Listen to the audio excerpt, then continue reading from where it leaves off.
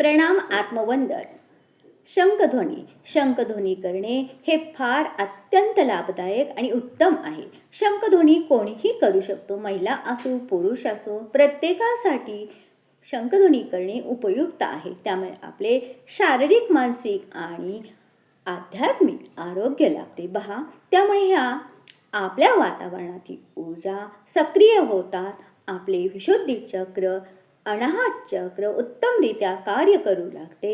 शारीरिकदृष्ट्या आपण सक्षम होतो आणि मानसिकदृष्ट्या ही आपण सक्षम होतो. चला तर मग शंखध्वनी करण्यापूर्वी शंख स्वच्छ धुवून घ्यावा आणि शंख धुवून घेतल्यानंतर शंख एक सुती कापडाने स्वच्छ पुसावा. त्यानंतर हा आहे माझ्याकडचा शंख. जो ध्वनी शंखाचा असतो, ज्यामार्फत आपण ध्वनी करतो, त्या शंखाला इथे एक छिद्र असते, पाहत असाल तुम्ही. हा आहे माझ्याकडचा शंख. तर शंखध्वनी करण्यापूर्वी आपण ओम वैष्णवे नमः.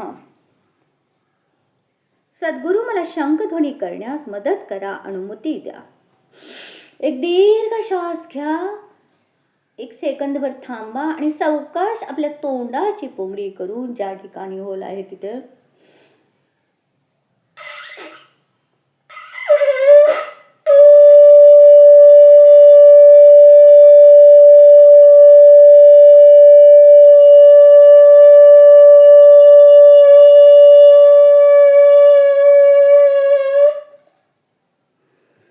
अशा प्रकारे शंखध्वनी केला जातो.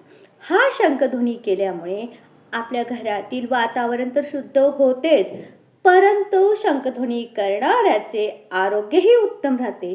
जय जय रघुवीर समर्थ. जय सद्गुरु. ओम नमो भगवते वासुदेवाय.